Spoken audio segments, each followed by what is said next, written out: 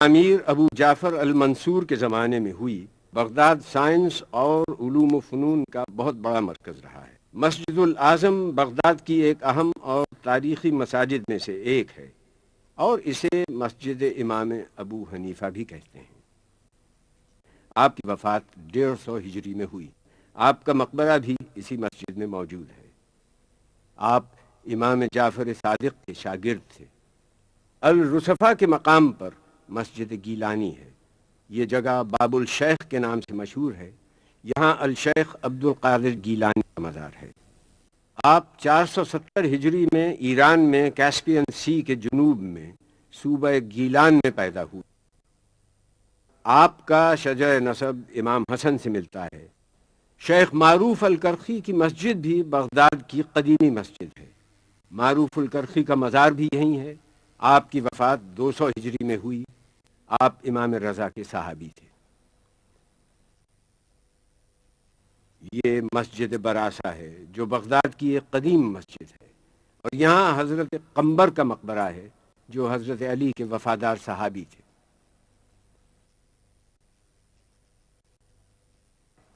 الکاظمیہ عراق کا قدیم ترین علاقہ ہے۔ بغداد کی تعمیر سے بھی بہت پہلے یہ شہر موجود تھا اور اس کا نام شونیزیا تھا۔ عربی میں اس کا مطلب ہے سیاہ اناج۔ امام موسیٰ کاظم کی شہادت 183 ہجری میں ہوئی تو آپ کو اسی جگہ پر دفن کیا گیا۔ یہ جگہ اس وقت سے الکاظمیہ کے نام سے مشہور ہے۔ اس کا مطلب ہے ایسا آدمی جسے اپنے غصے پر قابو حاصل ہو۔ امام محمد تقی جواد نے 219 ہجری میں وفات پائی۔ ان کی تدفین بھی اسی مقام پر ہوئی۔ ان روضوں کے اطراف میں ایک شہر آباد ہو گیا۔ اس جگہ کو الکاظمین اور الجوادین کہا جاتا ہے۔ صحن میں داخل ہوتے ہی ان مقامات کا تقدس زائرین کو ایسے ہیجان اور فرط عقیدت سے دوچار کرتا ہے جسے الفاظ میں بیان کرنا مشکل ہے۔ سونے اور چاندی کی منقش ٹائلوں پر قرآنی آیات کندہ ہیں۔ امام موسیٰ بن جعفر کو امام الکاظم بھی کہا جاتا ہے۔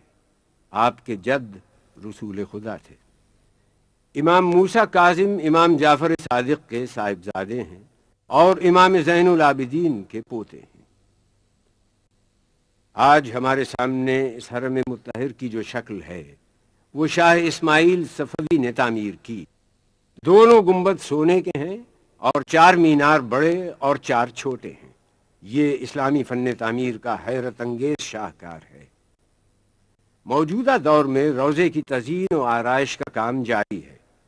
صدر صدام حسین نے 160 کلو خالص سونا امام موسیٰ کاظم اور امام تقی جواد کے گنبدوں کے لیے فراہم کیا ہے۔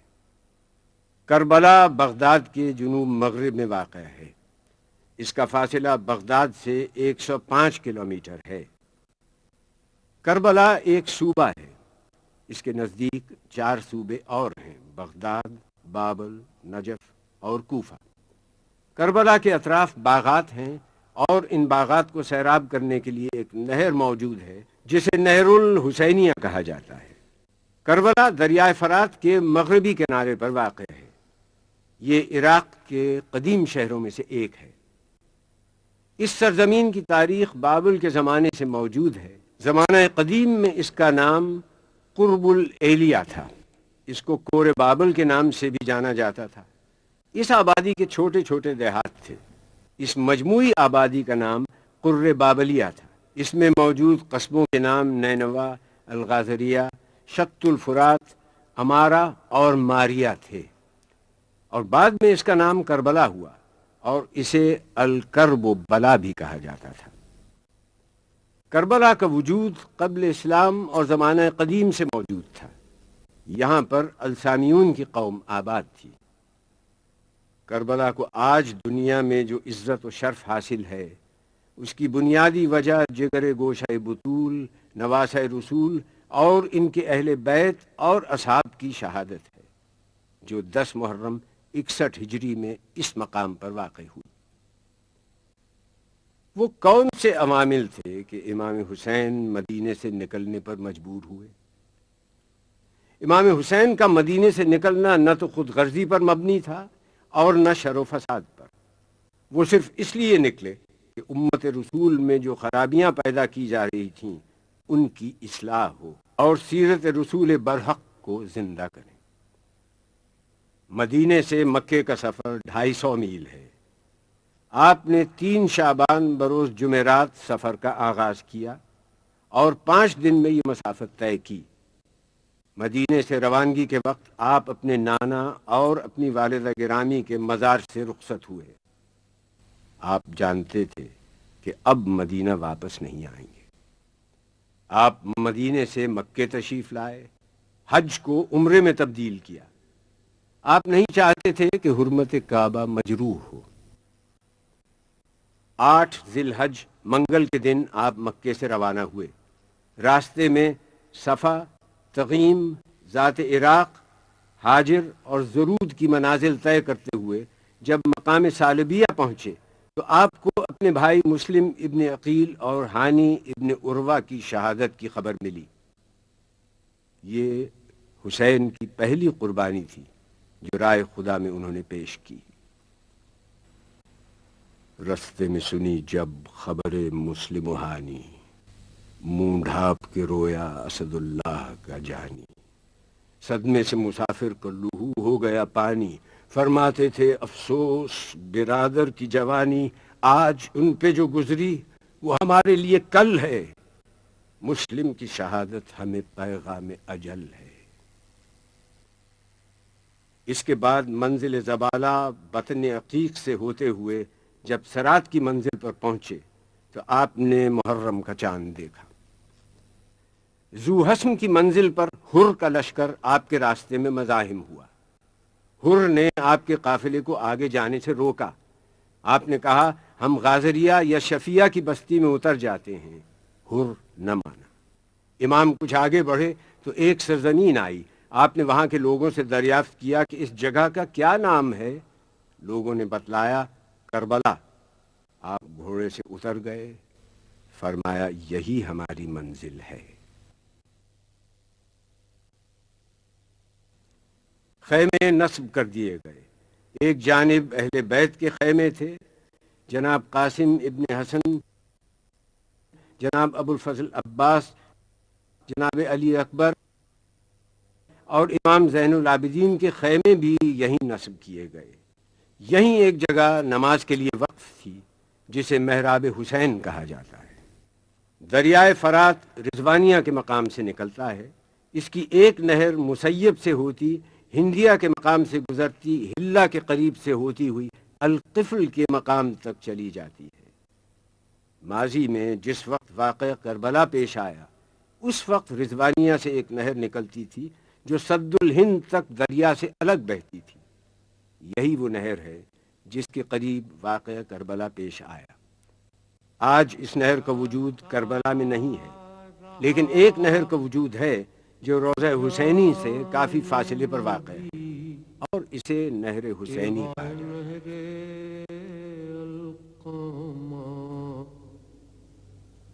اٹھتی رہی موج تیری اے وائے نہر القامہ، ایک مشک پانی کے لیے عباس کے شان کٹے، ندی لہو کی بہ گئی اے وائے نہر القامہ۔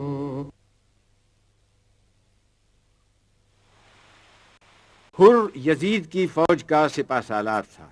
ایک منزل پر حر اور اس کے لشکر کے پاس پانی کا ذخیرہ ختم ہو گیا تھا۔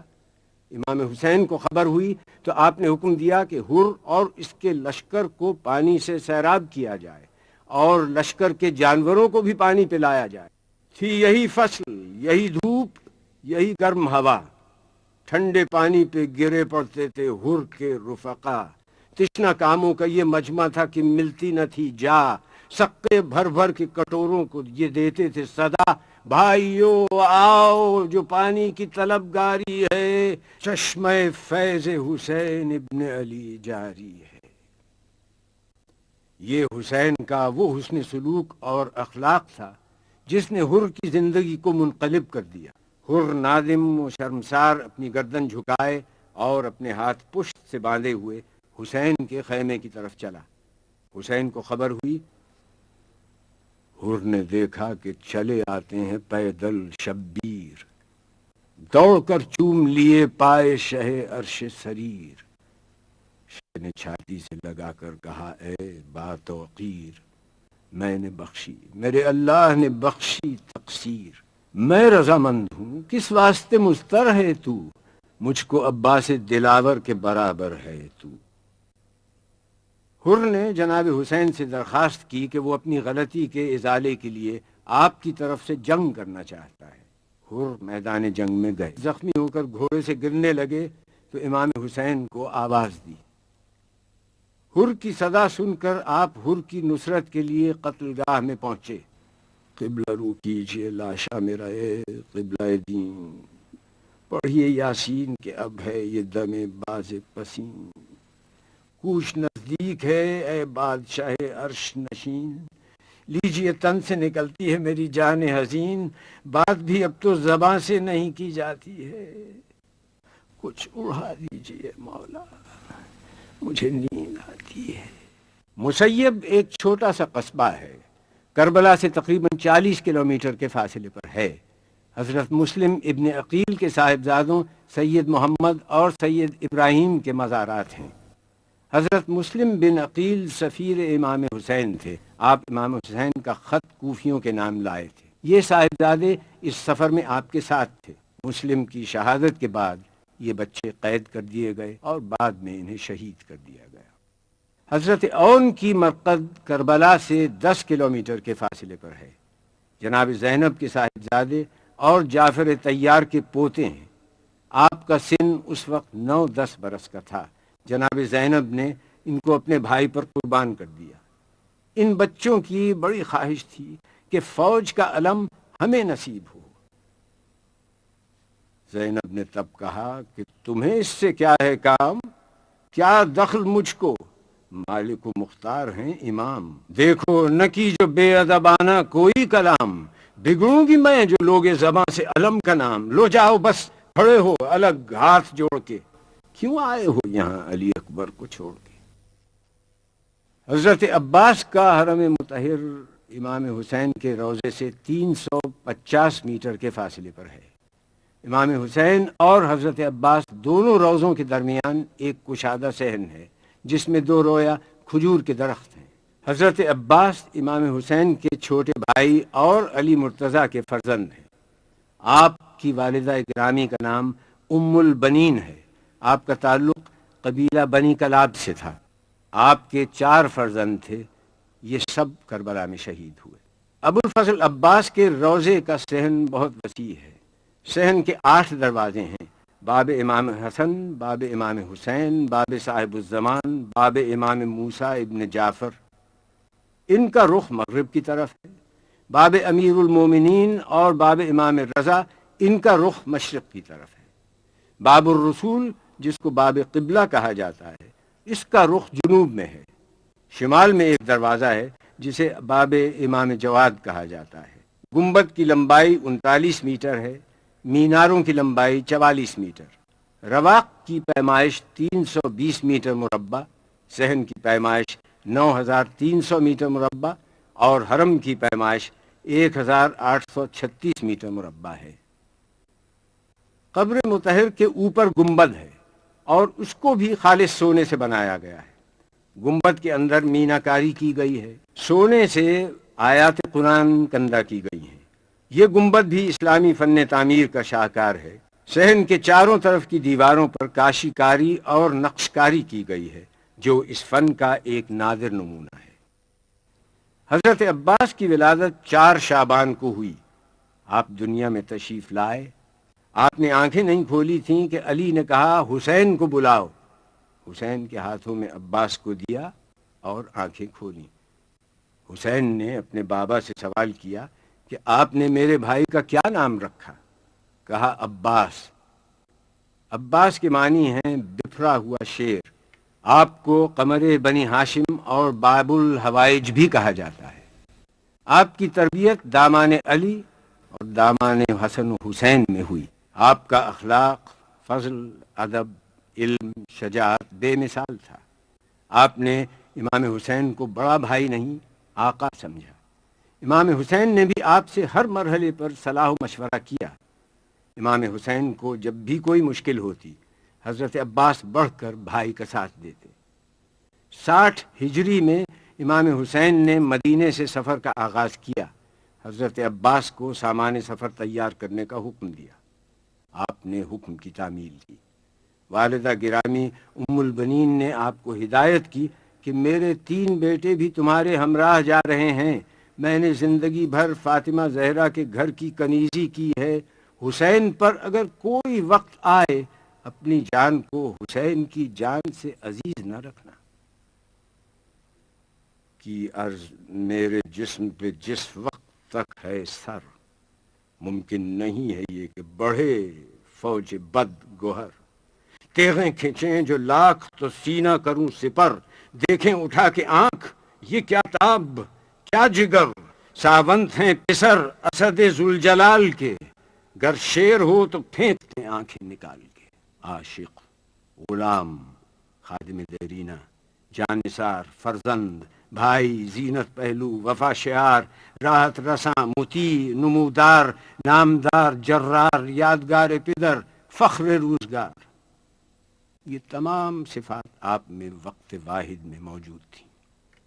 کربلا میں خاندان رسالت کا ہر فرد نمائندگی کر رہا تھا۔ حسن کی نمائندگی قاسم کر رہے تھے، حسین نانا کی نیابت کر رہے تھے، حسین کی نیابت علی اکبر کر رہے تھے، عباس علی مرتضیٰ کی نیابت کر رہے تھے۔ صبح عاشور کا سورج طلوع ہوا۔ سوال یہ تھا کہ حسین کی چھوٹی سی فوج کا علم کسے نصیب ہو۔ حسین نے جناب زینب سے مشورہ کیا کہ بہن، یہ علم کا عہدہ سپرد کرنے کا وقت ہے، تمہارا کیا مشورہ ہے؟ بولی بہن کہ آپ بھی تو لیں کسی کا نام۔ ہے کس طرف توجہ سردار خاص و عام، قرآن کے بعد ہے تو بس آپ کا کلام۔ گر مجھ سے پوچھتے ہیں شہ آسماں مقام، شوکت میں قد میں شان میں ہم سر کوئی نہیں، عباس نامدار سے بہتر کوئی نہیں۔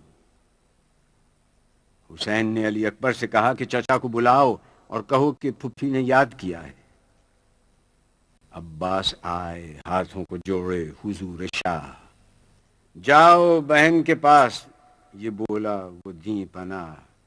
زینب وہیں علم لیے آئیں بعز و جاہ، بولے نشاں کو لے کے شہ عرش بارگاہ، ان کی خوشی ہے جو رضا پنجتن کی ہے۔ لو بھائی لو علم، یہ عنایت بہن کی ہے۔ عباس فوج حسینی کے علم بردار ہو گئے۔ علم ہر طرح سے عباس کا ہے۔ نجف کی سمت دیکھ کر کہا، منہ کر کے سوئے قبر علی پھر کیا خطاب، ذرے کو آج کر دیا مولا نے آفتاب۔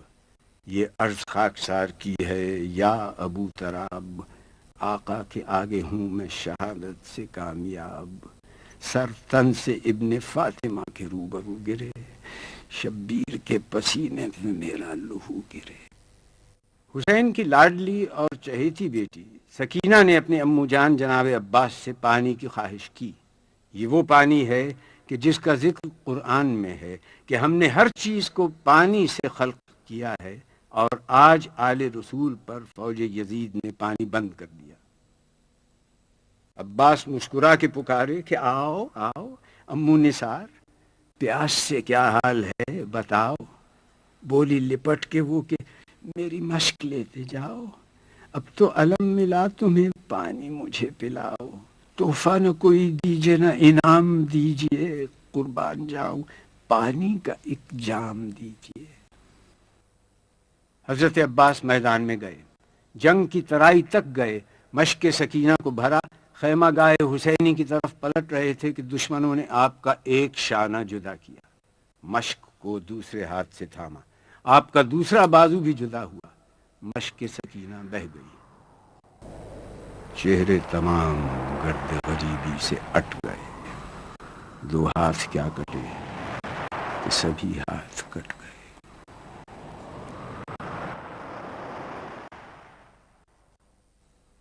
سورہ توبہ میں ارشاد ہے، بے شک اللہ نے مومنین سے ان کی جان و مال کو جنت کے عوض خرید لیا، وہ اللہ کی راہ میں لڑیں گے، قتل کریں گے اور قتل ہو جائیں گے، یہ سچا وعدہ ہے، اس کا ذکر قرآن، توریت اور انجیل میں بھی موجود ہے۔ اللہ کے برگزیدہ بندے اللہ کے اس پیغام کو بخوبی سمجھتے ہیں اور اس پر عمل پیرا بھی ہوتے ہیں۔ کربلا آتے وقت امام حسین فرماتے ہیں، موت فرزند آدم کے گلے کا ہار ہے، مجھے اپنے اسلاف سے ملاقات کا اشتیاق ہے، اتنا ہی جتنا یعقوب کو یوسف سے ملنے کا اشتیاق تھا۔ میرے لیے بہت اچھی ہے وہ جگہ جہاں قتل ہو کر گروں گا، میری نگاہیں دیکھ رہی ہیں، میرے جوڑ اور بند کو صحرائی درندے جدا کر رہے ہیں، کوئی چارہ کار نہیں اس دن سے جو نوشتہ تقدیر ہو چکا۔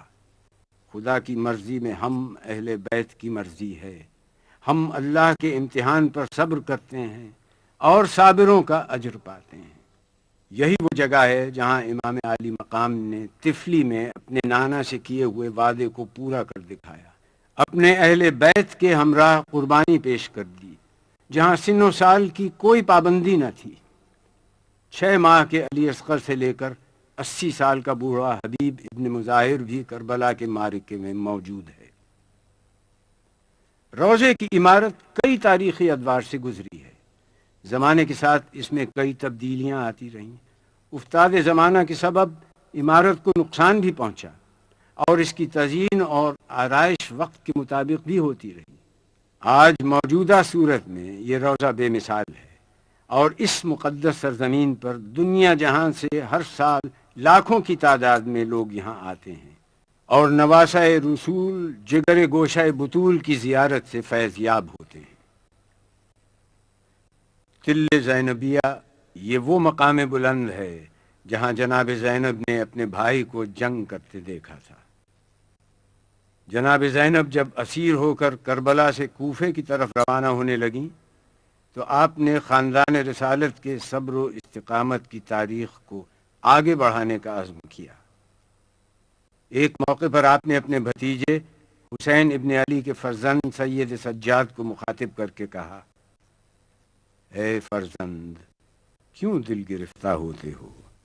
میری نظریں اس آنے والے وقت کو دیکھ رہی ہیں جب تمہارے بابا کی قبر کا نشان یہاں ہوگا، اور یہ وہ عظیم الشان نشان ہوگا جہاں زائرین کے ہجوم ہوں گے جو حسین کی بارگاہ میں خراج عقیدت پیش کریں گے، درود و سلام کی دعاؤں سے انہیں ہر وقت یاد کیا جاتا رہے گا۔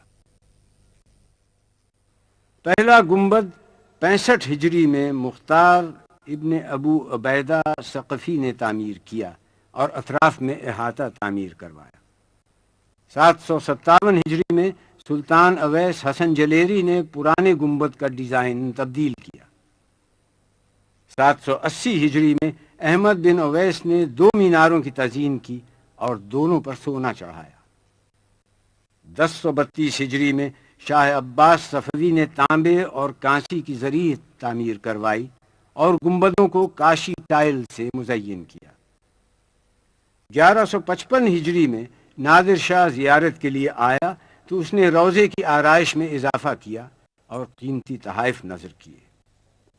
1211 ہجری میں شاہ محمد قاجار نے گنبدوں کو سونے سے مزین کیا۔ 1232 ہجری میں فتح علی شاہ قاجار نے چاندی کے ذریعے بنوائی اور سونے کی پلیٹیں لگائیں۔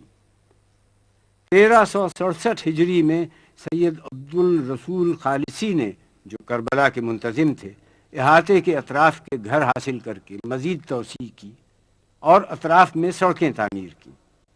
1358 ہجری میں ڈاکٹر سیدنا طاہر سیف الدین نے ٹھوس چاندی کے ذریعے ہدیہ کی۔ 1360 میں عالی مرتبہ ڈاکٹر سیدنا طاہر سیف الدین نے مغربی مینار دوبارہ تعمیر کروائے۔ روضے کے 4 دروازے ہیں۔ مرکزی دروازے کو باب القبلہ کہا جاتا ہے، ایک کا رخ جنوب کی طرف، ایک کا رخ مغرب کی طرف، اور 2 دروازوں کا رخ شمال کی طرف ہے۔ یہ دروازے قیمتی لکڑی سے بنائے گئے ہیں۔ حرم کا مرکزی دروازہ سونے کا ہے۔ صحن کا رقبہ 15,000 میٹر مربع ہے۔ دیواروں پر اسلامی نقاشی کی گئی ہے جو آنکھوں کو خیرہ کر دیتی ہے۔ ذریح مبارک میں بائیں جانب 6 ماہ کے شیرخوار عبداللہ بن حسین آرام فرما رہے ہیں، جنہیں علی اصغر اور باب الحوائج بھی کہا جاتا ہے۔ دائیں جانب علی اکبر آرام کر رہے ہیں۔ آپ کی عمر 18 برس تھی۔ آپ کی والدہ ام لیلہ تھی۔ آپ شبیہ رسول تھے اور خانوادہ رسالت کے پہلے شہید۔ دائیں جانب شہدائے کربلا دفن ہیں۔ حسین جب مدینے سے روانہ ہوئے تو آپ کے ساتھ ایک بڑی تعداد تھی، مگر روز عاشور اس جماعت میں صرف 72 افراد باقی رہ گئے تھے۔ آپ کے اصحاب نے صبر و استقامت کا وہ مظاہرہ کیا کہ حسین نے کہا کہ مجھے وہ اصحاب ملے جو میرے بابا علی مرتضیٰ کو بھی نہ مل سکے۔ حضرت عباس، حبیب ابن مظاہر، حر اور جناب اون کے علاوہ تمام شہدائے کربلا اسی مقام پر دفن ہیں۔ اسی لیے اس جگہ کو گنج شہیداں کہا جاتا ہے۔ اپنے اصحاب سے خطاب کرتے ہوئے فرمایا، جو صورتحال پیش آئی ہے وہ تم دیکھ رہے ہو۔ یقیناً دنیا کا رنگ بدل گیا ہے اور اس کی نیکی رخصت ہو چکی ہے، اس میں کچھ باقی نہیں رہ گیا ہے سوائے اس تھوڑی سی تری کے جو پانی بہہ جانے کے بعد کسی برتن میں باقی رہ جاتی ہے، اور ایک پست زندگی جو زہریلی گھاس کی مانند ہے۔ کیا تم نہیں دیکھتے کہ حق پر عمل نہیں ہوتا، باطل سے علیحدگی اختیار نہیں کی جاتی؟ اس صورت میں مومن یقیناً خدا کی ملاقات کا آرزو مند ہوتا ہے۔ میرے نزدیک تو موت میں شہادت کی نعمت ہے، ان ظالموں کے درمیان زندہ رہنا وبال جان ہے۔ روضہ امام حسین میں بائیں جانب حبیب ابن مظاہر الاسدی کی ذریح مبارک ہے۔ آپ صحابی رسول حضرت علی کے دوست اور قبیلہ بنی اسد کے سردار تھے۔ کربلا میں شہید ہوئے اور بنی اسد کے لوگوں نے آپ کو دفن کیا۔ رواق میں حضرت ابراہیم المجاب کی ذریح ہے۔ آپ امام موسیٰ کاظم کے پوتے ہیں اور واقعہ کربلا کے بعد آپ کو یہاں دفن کیا گیا۔ یہ مقام شہادت ہے۔ امام حسین نے سجدہ آخر ادا کیا۔ آغاز حیات انسان کا پہلا جھگڑا سجدے پر ہوا۔